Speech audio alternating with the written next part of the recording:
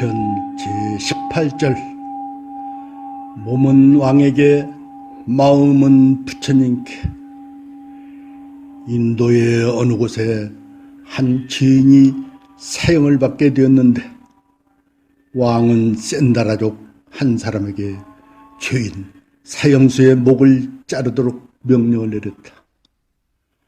이 센다라족은 비천하였지만 부처님을 신봉하여 부처님의 진리를 터득한 사람이었으므로 사람을 죽인다는 것은 도저히 응할 수가 없었다.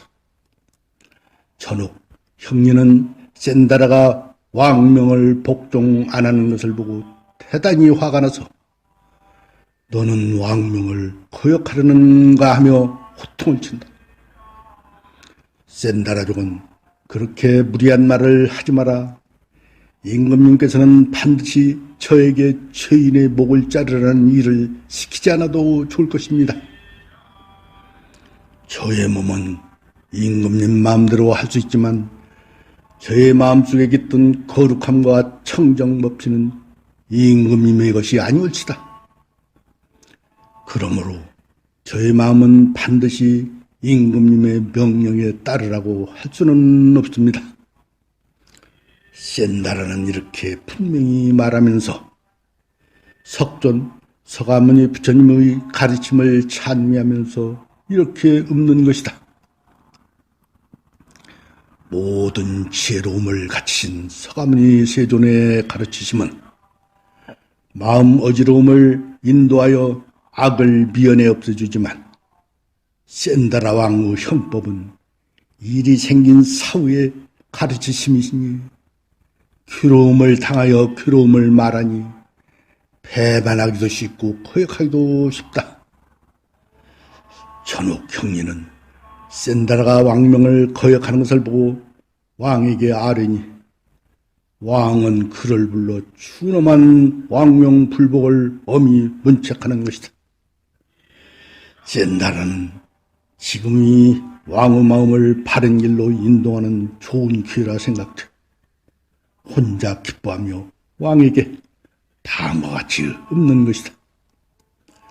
대자대비 부처님은 천지전능하시어 계심이도다. 나는 부처님의 계율을 받들어 삼도구 때를 씻어버리고 열반의 도를 성취하여 벌레 한 마리도 해치지 않는데 어찌 사람을 죽일 수가 있을 수냐. 왕은 그 노래를 틀은치 않고 말하기를 네가 왕명을 거역하여 죄인을 죽이지 않으면 너의 목숨이 없어진다는 것을 알고 있느냐. 왕이 아무리 엄하게 다스려도 센나라의 마음은 꺾을 수가 없었다. 임금님은 저의 몸을 임금님 마음대로 할 수 있으나 저의 마음은 지석천왕의 명령이라 할지라도 복종할 수 없습니다. 센다라가 자신의 소신을 굽힐 줄 모르니 왕은 노발대발하여 신하 옹리를 시켜 그를 죽여버렸다. 그리고 그 형제들을 불러놓고 죄인의 목을 자르도록 명령을 하시나 모두 왕명을 거역하여 죄인을 죽이려 하지 않았다. 왕은 왕명을 거역하는 그들을 차례로 죽였다.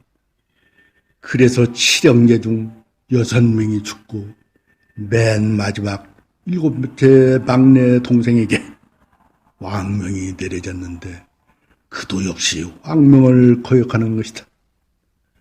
왕은 화를 내며 그를 죽이라고 하는 것이다. 이때 그들 형제의 어머니가 늙은 몸을 이끌고 눈물을 흘리며 왕에게 탄원을 하는 것이다. 임금님, 저를 위하여 이 어린 막내의 목숨만은 살려주십시오.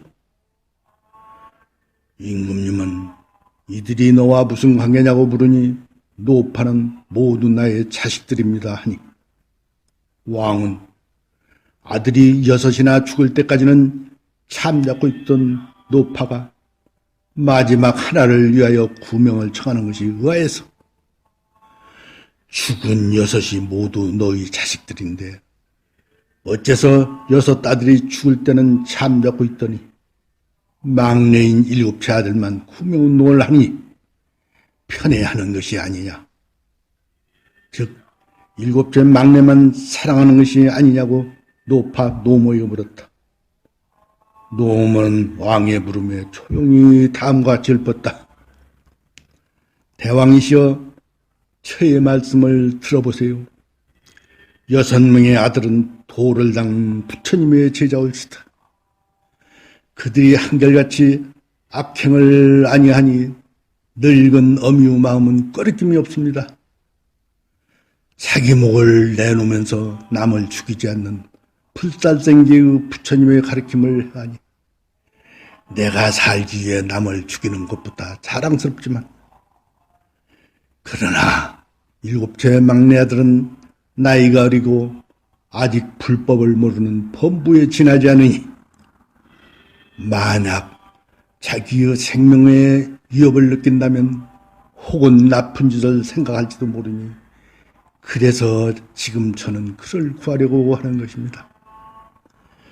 범부는 죽음의 공포를 느끼면 목숨에 착이 생겨서 미래의 일을 생각지 않고 마침내 나쁜 일을 하는 법.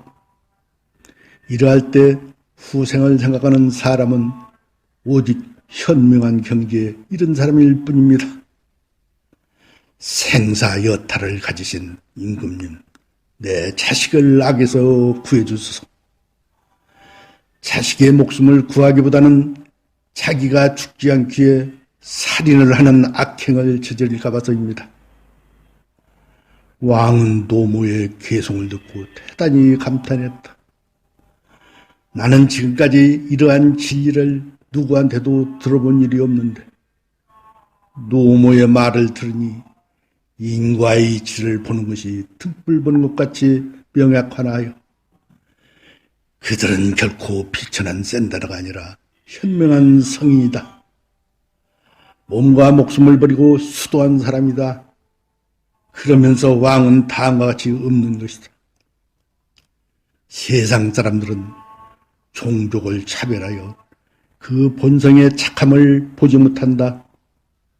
불도를 지켜서 깨끗함이 진실로 참다운 귀족이다.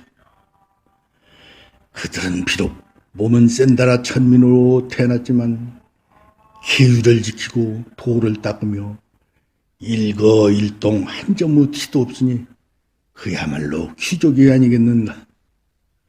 나는 왕으로 태어났지만 사람 즉 생명을 불쌍히 여기는 자비로움이 없이 극악무도한 행동으로 성현들을 죽였으니 나야말로 정말 센다람도 못한 천인이로다.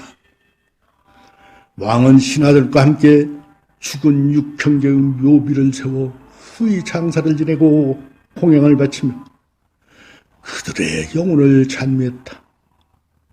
자기의 신명을 굽히지 않고 능히 부처님의 계율을 지키며 착함을 겉으로 나타내지도 않고 불덩어리가 채 파묻혀 있듯 입에 담아 설법하지 아니하여도 선행이 스스로 나타나서 천상의 제석천도 공양을 바칠지니 이야말로 참다운 돈이다.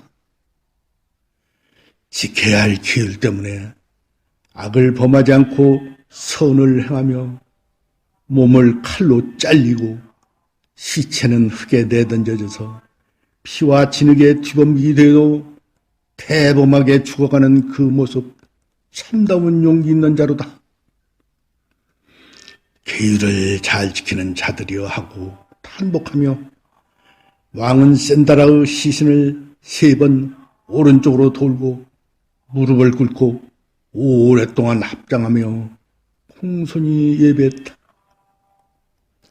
왕과 모든 신하들과 바라문도 풀법에 귀하게 되었다고 한다. 대창업론공에 나오는 말씀이다. 부처님께서 성도 깨달음을 이룬 후 제1성이 일체 중생이 일체 성불인데 귀하고 귀하도다.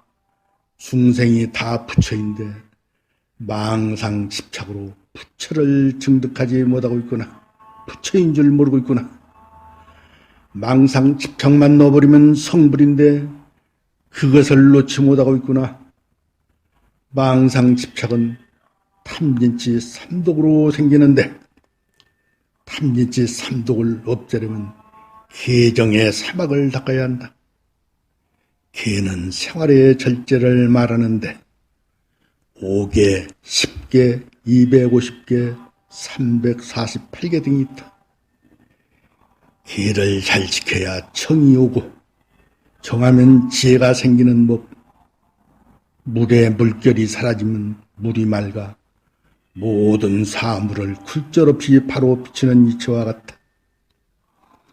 5개 중 불살생계 하나만이라도 잘 지켜도 대단한 경지에 오를 수 있다.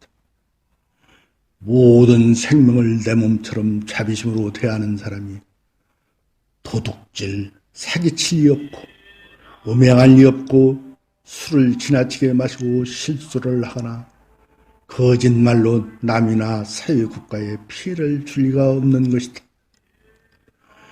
모든 생명은 죽기를 싫어하고 폭행당하기를 싫어한다. 일체 중생 모든 생명체는 시류불성이라 모든 부처의 종자인 불성을 가지고 있다. 그들을 살생한다는 것은 부처님을 죽이는 것과 같다. 여름철 모기에 물리면 안절부절 정신이 없을 때가 있는데 그때 모기가 팔다리 피부에 붙어 있으면 있는 힘을 다해 손바닥으로 때려 으깨버린다. 우리들의 큰 육체에 모기 주둥이가 머리칼보다 더 가늘어 잘 보이지도 않는다. 그것에 물리고도 원한과 복수심으로 그것을 잡으려고 별짓을 다 한다.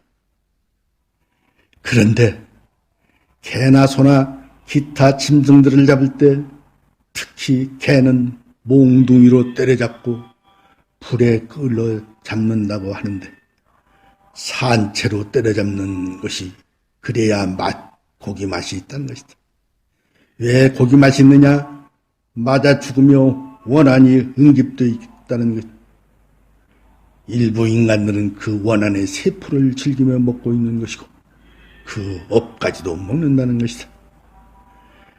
그것을 많이 먹게 되면 윤회 때 개음음을 받게 될 확률이 높다는 것. 물고기의 경우 산채로 포를 떠서 머리는 아직 죽지 않은 상태를 보고 즐기며 먹을 때 입장을 바꾸어 생각해 보시라. 맹수들도 사냥하려면 산채로는 절대 안 먹는다는데 만물의 영광이라고 하는 인간이 가장 잔인한 존재다. 인간이 전쟁을 가장 많이 일으키고 인류 역사는 전쟁의 역사인 것. 적을, 즉 사람을 많이 죽여야 영웅이 되고 훈장을 받는다.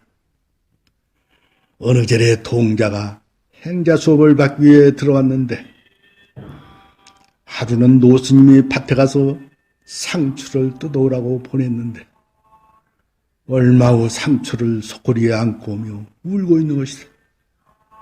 노스님이 보니 손가락에서 피가 나는 것이다. 노스님께서 사내 녀석이 손가락을 좀 펴 피가 난다고 울다니 하며 나무라니. 행자는 손가락이 아프는 것이 아니라 상추잎이 불쌍해서입니다.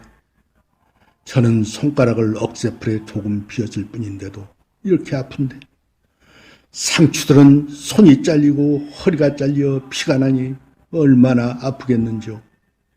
흰내기 영양분인 인간이나 동물의 피와 같은데 말입니다. 그 동자는 범상치 않았고 일찍이 불도를 이루어 대자비심으로 중생들을 제도했다는 일화가 있는 것이다.